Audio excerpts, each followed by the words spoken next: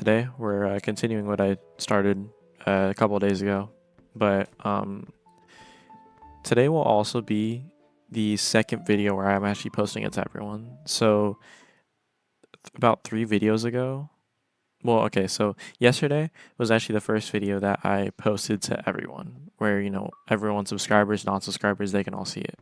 However, all the days before that, I was actually only posting to non-subscribers only, so I wouldn't post it to my subscribers to test something. And not sure if it's working or not, but if you guys want to go watch those videos, you guys can. That's a bunch of content that you guys probably didn't see. Hopefully that also didn't just kill my channel, but I don't know. It's whatever. If it does, I'll bring it back up. This is something I'm very passionate about, but after a whole minute of this intro, or 30 seconds, or however long, let's actually get into the first Reddit story. TIFU, which is today I effed up by running out of gas in the middle of the desert on my motorcycle. 100 degrees, no cell reception, no one around, and I got in the first car that stopped. I was too busy thinking about how I wanted to look like a hitchhiker you'd actually like to pick up without thinking about who was doing the picking up. My presumed kidnapper got off the highway where I didn't expect. He said that this was the closest gas station, and we've been driving for about 45 minutes down a dirt road towards Mexico. I wasn't too concerned. We were doing a whole 10 miles an hour and he was too old, so I figured I could duck, roll, and run. I was tense, but also in a let's see what happens mood. It wasn't until we got to his house he was showing me his artichoke plants when I finally thought to ask, "Why are we at your house?" He looked confused, then said, "The gas can," and went to go grab it. I felt relieved. We were about to leave when he said, "You see that? The windmill," I said, looking outside. "No, the snakes in the windmill." There were no snakes in the windmill. I looked at him, both confused and afraid. He looked concerned as well, but took my expression as agreement and said, "I know, right? I'm writing a book about it." We get the gas from a pump with no attendant in sight. Now I'm thinking, great. I got the gas, I've got a great story about this crazy guy, but then he started to open up. He told me he needed to go chill out in the desert for a decade. Who measures chilling in decades? It got real though. His wife died, she got sick, and he couldn't hold down work and care for her too. But he didn't regret his choice on that, that's for damn sure. He spent the time he could with her and suffered the financial consequences. He misses her more than life though, that was clear, isolated away. I learned that today.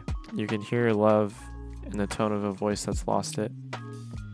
I thanked him for the gas. He thanked me for letting me be a human being. That's when I choked up. The whole time I was judging him until I listened. That's when I started to understand. He hugged me, slipped a few joints into my hand despite weed never being a topic of the conversation, and I watched an angel drive away.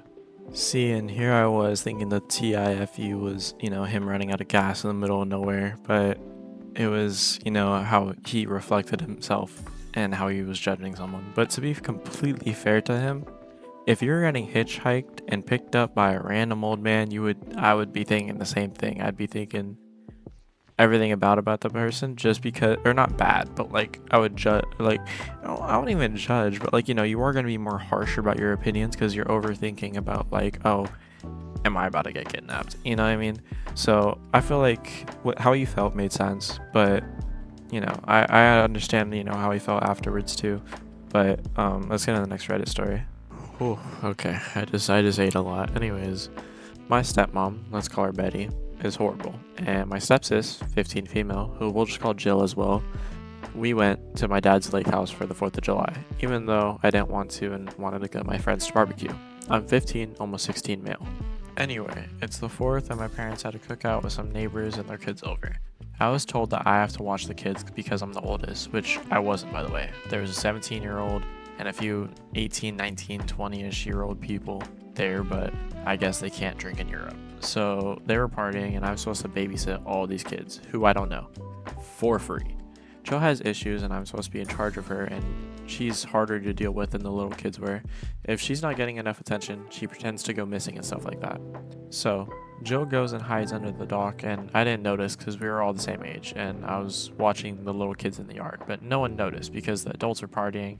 And then she starts screaming and pretending she's drowning, even though she's holding onto the dock. And one guy pulls her out and is very casual about it. Most of the adults were. Also, I knew she was there for a while because she usually is all over me, but she was also crying about how long it took me to notice when she was gone, and she almost died. But Betty went nuts on me for endangering her, even though she was in the same yard as me, but she was also drinking. That's her excuse. Okay, but that's your kid, not mine. Sorry, I was focused on the other kids under 10 that I was forced to watch. Now I'm not allowed out of my room for the rest of the time here because she could have died, and it proves my point. I was only here to be a babysitter. Sorry, I'm not good at raising someone the same age as me. Maybe you should try it instead of me, Betty. And I can't lie, that is actually crazy. Having to babysit someone that's literally a year, no, actually the same age as you. Because he said almost 16, not even 15, or not even 16 yet. So he had to babysit someone that's the same age as him. He's 15 and had to babysit a bunch of kids. And obviously he's not going to babysit or care as much to someone who's the same age as him as the people who are under 10. I would do the same thing. But like, bro, why do you need your stepbrother's attention that bad, bro? Like that's, or like, why do you need anyone's attention that bad? Clearly they're busy. I don't know. I feel like that's weird, bro. I don't even know. I feel like that mom also, the stepmom, just getting mad for no reason is really weird. But anyways, let's end the next Reddit story.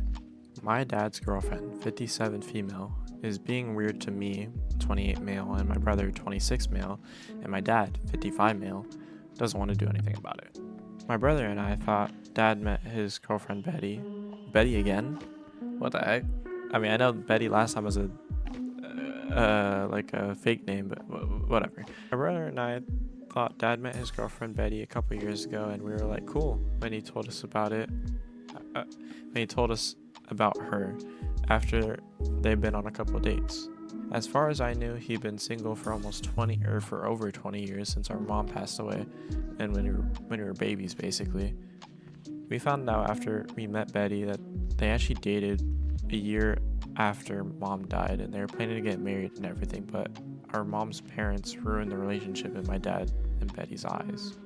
Basically, from what we could piece together, Dad and Betty met a few months after mom died, and she was willing to become our mom with their dad. Our grandparents were free childcare for Dad whenever he wanted, and they were not happy with the new mom stuff, and they told Dad it was way too soon. I agree. They limited Betty's time with us, which Dad allowed, and they pushed her out of our lives, and they would tell her she would never be able to just take over as our mom like that because it was disrespectful to our mom and us. Betty was upset. Eventually, her and Dad called off their plans to get married. According to Betty, it was a month before. Dad said it was a week before. My grandparents said it was days before. Either way, Dad and Betty have always blamed my grandparents for it.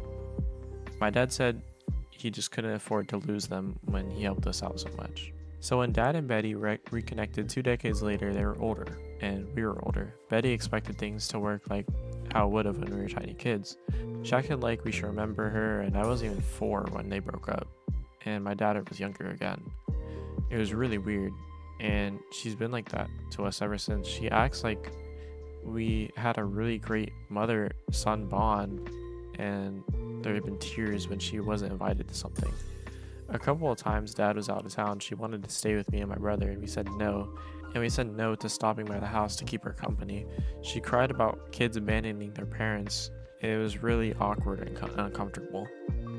We talked to Dad about it, and he's finally happy with her again, and we can't find it sweet and embrace a motherly presence in our lives. If he catches us looking weirded out, he will tell us to be less obvious because it would break her heart if she could see our reactions to her love. Our dad had a work party that we got invited to, and she was introducing me and my brother to her and Dad's sons, and she's talking about the two of them being proud parents. My brother told her it was weird and please stop, and she started to whine. My dad asked my brother why it bothered him so much and to let her have her moment. She also randomly told us stories about the year they dated when we were younger. She'll ask if we remember this or if we remember that, or she'll act like something we all did together was this huge moment for all of us when we remember nothing. And she brought up how our grandparents cruel and and vicious and unwilling to let us be mothered again. She said they made her feel like a criminal for trying to be a mother to 2 motherless boys. I told her we lost our mother, but we weren't motherless in the sense that she abandoned us. She told us that we need a mother though, and I told her I would prefer the childhood I had versus someone else who took on the role. My brother said the same thing. She became bereft and cried about how much she wanted us to love her back and long for her back like she longed for the 3 of us. Our dad was like we were always meant to be a family and that we were still immature kids. I made the decision to take a large step away from them after that, and my brother followed a few days later, but I don't know what this relationship will look like going forward. My partner and I are planning to marry next year, and we have planned to have children together, so there's all that to think about. But I just think her behavior was weird too. I don't like how my dad does nothing. That is crazy, bro, because it's like you're not even the real mother. Stop trying to act like you are.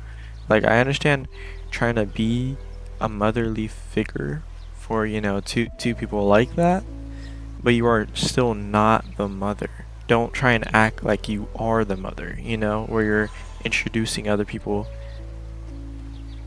them, like, as if, like, they're your kids when they're not your kids. They're just, like, what? Like, that's so weird and out of touch, and just, I don't know. Good on for his grandparents though, because without them, bro, that's terrible, like because if their grandparents weren't there and Betty was able to be around them for that like a super long time or whatever, they would probably grow up thinking that that's their actual mom with how she describes herself to them and describes herself to everyone else. It's like that's not their mom, I don't know. It's a really, really weird situation, but again, good on the grandparents. And to be fair, I would do the same thing. I would leave that entire relationship. Luckily, Betty was not in his life the entire time. But yeah, that's really weird. Let's get to the next Reddit story.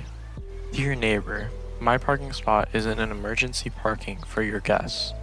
My apartment building has assigned parking. Every unit gets one spot, and their numbers literally painted on the ground. Last weekend, I came home and there was a car in my spot. I asked around the building group chat, and a woman from the second floor replied saying it was her friend's car and that there would only be a few hours. I told her I need my parking spot because I pay for it with rent. She said I could park on the street because I got home late anyways, and that visitor parking was full. Then she said it was rude to make guests feel unwelcomed when there are technically more places that I could park. I told her again, move the car. She came downstairs annoyed and said people in the building used to be more neighborly. I said being neighborly is asking first, not taking someone's spot, then deciding they could figure it out. She rolled her eyes at me and said it's just a parking space, which is funny because I don't want to pay for parking, and that parking spot is one of the only reasons why I even picked this apartment. She eventually moved the car. I guess my assigned spot is only assigned when she doesn't need it. Yeah, bro, the amount of entitlement that you have to just do, like, park there. Like, okay, a lot of people do that, don't get me wrong. But the fact that you're arguing about it, it's like, okay, if you want to be neighborly and be polite to guests, then you go park on the street. Have that person come and park in your spot, and then it's all good and dandy. Or have them park on the street.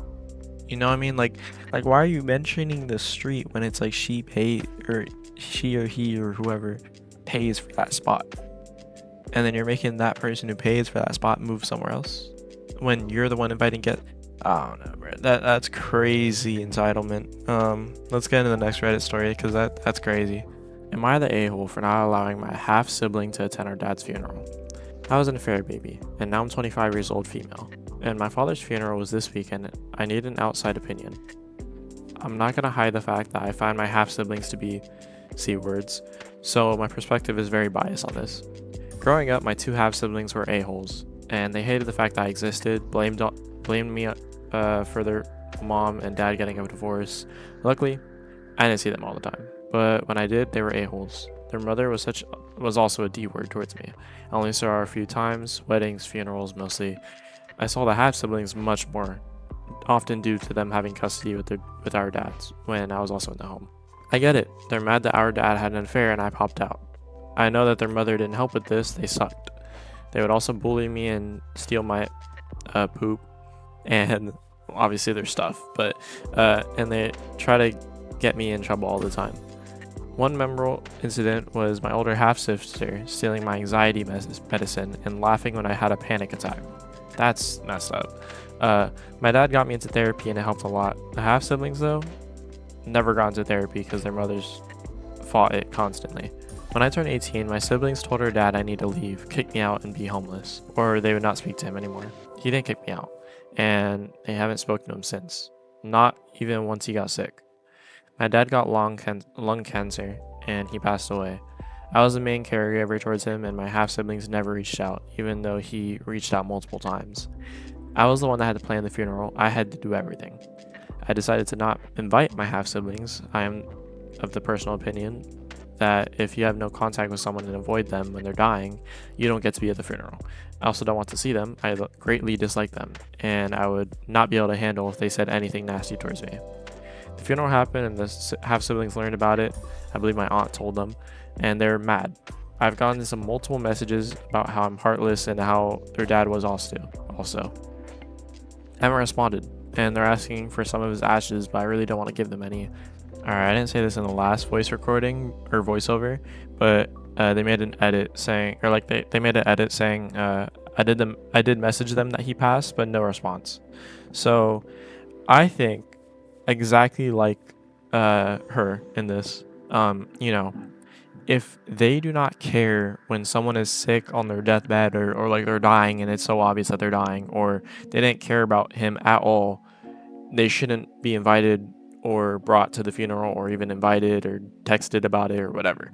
I completely agree with her because that's weird. You know what I mean? Like that's your dad.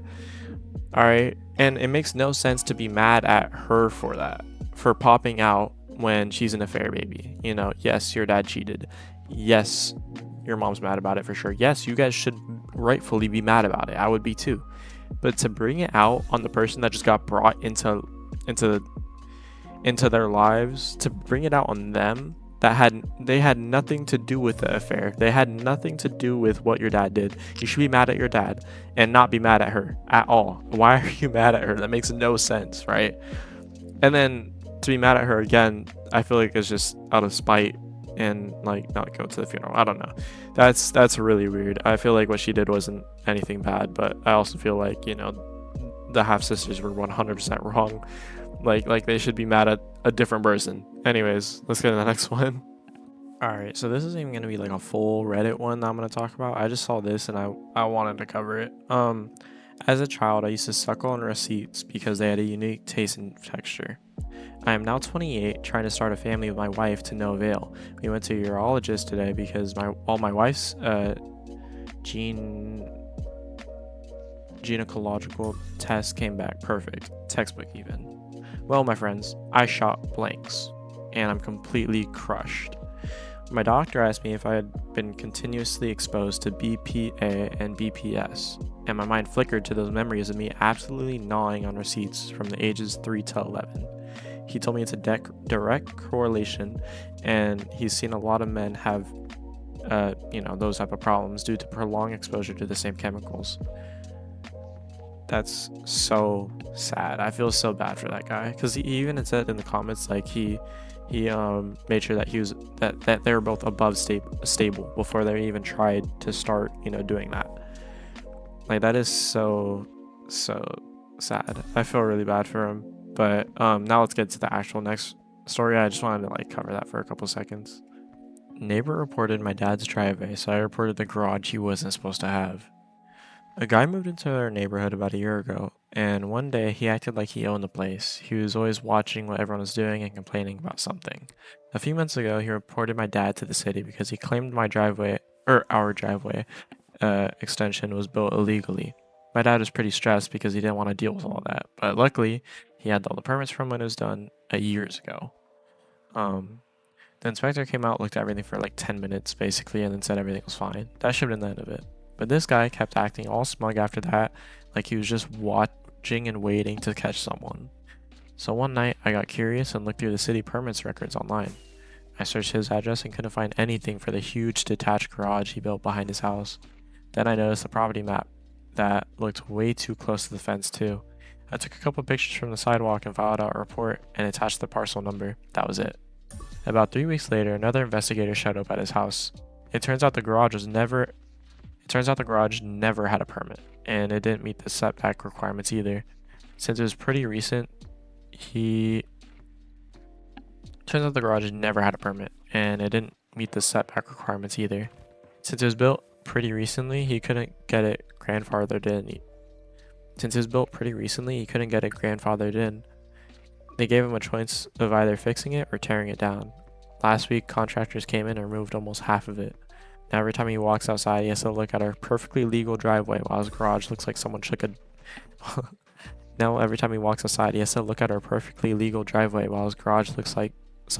giant bite out of it. My dad still has no idea I was the one who reported him. Parts of me feels like I should feel bad about it. Honestly though, I don't. I mean, rightfully so. Like, I feel like no one should feel bad in that situation. You know what I mean? Like, if someone's gonna take time out of their day to just file complaints about people randomly for like no reason, essentially, because it's like, how does that driveway affect your life? Like, that makes no sense at all. How does that garage affect anyone else's life? You know, that's probably what other people thought too. But this person took time out of their day because you did that. You know what I mean? Like, it is completely your fault for doing that. There's no reason for you to go out of your way to try and get it like inspected and tear down. You know what I mean? So I feel like it's completely in his right to like do that. Or like not completely in his right, but like I mean obviously it's completely in his right, but like I'm just saying like it's completely fair that he did that. You know what I mean? Like it's so weird for you to like why does anyone take time out of their day to report something like that? Like, that's a bit odd. I don't know. Just let people live their lives as long as it's not like hurting you or hurting something about you. Like it makes no sense. But anyways, let's get in the next one. Today I effed up by confronting someone about petting a service dog and then overreacting when he snapped back. This was a while ago when I was working at a very busy convenience store chain at the front counter. I was very friendly to most of our regulars and get consistently good reviews. Unbeknownst to most people, I'm autistic/ADHD and just very good at masking when in customer service mode. But sometimes the mask slips and it slips bad, like painful for everyone involved. A regular customer has a service dog with him all the time. This is legit service animal, not emotional support dog. He's extremely well behaved, trained to support this customer for seizures, if I remember correctly. Now, if you're like me, you know that you're not supposed to touch a service animal without asking. Frankly, I don't think you should ever touch any pet without asking because you don't know how the animal will react. But if you're like me, you know people are idiots and a-holes, so they don't really care for things like that. On this particular day, I rung up this dog owner while I'm bagging his things. Dog petter reaches down and pets the dog. Not a single word to the owner, no indication that he's going to do it at all. Nothing. The dog owner doesn't really react, and neither does the dog. He's clearly used to people being a-hats. So am I. But on this particular day, I decided to speak up. While ringing up the dog petter, I offhandedly remarked with a smile, "Oh, did you know you shouldn't be petting surface animals without asking? It's rude, and the dog is working." I expect the dog petter to maybe ignore me, maybe apologize, and if I'm lucky, say that he didn't know. Instead, he doubles down and says, "If the owner didn't say anything, then it's fine. Dogs want to be pet." I quickly replied, "But you shouldn't pet an animal that doesn't belong to you without asking, even if it isn't a service animal." Dog petter argues back, "If they didn't want someone to pet their dog, they shouldn't have it in public, and why don't you mind your own goddamn business?" To be honest, I shouldn't have said anything. Should have let it go, because it's technically not my business, but I have a very strong sense of right and wrong, and I was upset that the person was committing what I saw as an injustice against a disabled person's service dog. However, I also feel my emotions very strongly, as in a physical reaction, and I've had a history of hurting myself when those emotions are too strong. Things like shame, guilt, embarrassment. I feel like uncontrollable panic attacks. I have, since this incident, gotten better about it and have healthier outlets. This is necessary information to explain what happens next. I paused what I was doing and said, "I'm very sorry," and promptly slammed my own head down into the countertop in front of me. It was very loud. I ended up on the floor, and there was a lot of commotion. And then I was further embarrassed because I genuinely hadn't meant to do that. There was no conscious thought between the apology and the impact then I had to explain to my boss, who was screaming at the customer, that no one else did that to me. I'd done it to myself, and then I had to explain the same thing to the paramedics, and then got carted off to the ER because I admitted to harming myself. Typical Tuesday at that point in my life. Like I said, I've gotten better and do not do things like this anymore. I've switched to running my hands under cold water or putting ice in my mouth when I feel panic coming on. Apparently, the dog petter went back and apologized to my manager, but stopped coming to our location after that. I still feel embarrassed about the entire thing. Some 4 years later, wait, this is 4 years later? It's today, whatever. But I hope that guy remembers not to pet service animals without asking. Side note, I've petted a lot of dogs, service or otherwise, but you always have to ask politely first. Now, a little thing for myself to open up and talk about, I am also autistic. And don't get me wrong, I understand exactly what this person was talking about. My outbursts don't really go like that, but I can understand what they're saying. I kind of deal with it in a different way, but that's totally besides the point. I 100% agree with what just happened. You know what I mean? You should never touch another person's pet in general, or touch another person, or touch whatever without asking first. Whether it's a dog, whether it's the person, whether it's not a dog and it's a cat, or whatever. But I feel like it's even more heightened when it's a service animal, because it's like service animals, especially the ones in training, you're not supposed to touch those, for multiple reasons, but you're not supposed to touch those animals. Also, just like how they said, that dog is working. That's their job, essentially, is to like make sure and protect the person that they're looking over, the seizures. That's what they're looking for. That's what they're paying attention to the person for all the time whenever they're around them. So, or her, or whoever, and like, you're not supposed to touch them because that distracts them. That, like it does a lot, really bad to touch a service animal, especially without like asking. And, I completely understand the outbursts, but yeah, really bad from that person.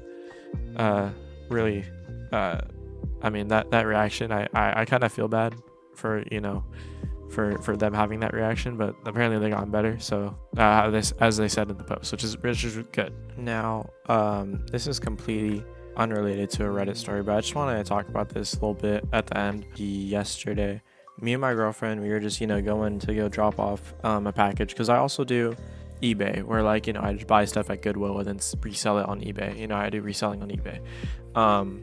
So we went to go and drop off the package at UPS and stuff like that. Outside was a homeless person who, he had cuts all throughout his legs, and it looked really, really bad. And he had a spinal like injury and stuff like that, and he couldn't even look up when I went to give him money. And it just made me and my girlfriend feel really bad for him. And we gave him like $15, I think.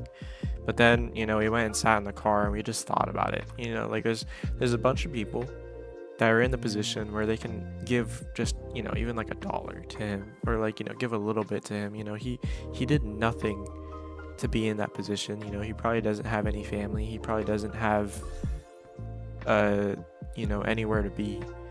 He doesn't have anyone that can help him, and it just made us feel really bad for it. So we went back, we went back and asked him if he wanted anything. He also didn't have teeth, by the way. So then we had to we asked him if he wanted anything, and he said a milkshake. So we went and drove and got a milkshake, came back, gave it to him, right? And it's just crazy to me, because people have the money to just give him at least like $1, and they don't. They just kind of walk past him. People kind of just ignore him. People kind of look down and walk a different direction than him, because he was at the entrance of the or not the entrance, but like the stairway up, because there's two ways to get into the post office. There's the stairs, and then there's the disabled ramp. He was sitting in front of the stairs, and people were walking on the disabled ramp just to walk around him, so they didn't have to feel bad for walking past him and not giving anything. And that just made us feel really bad.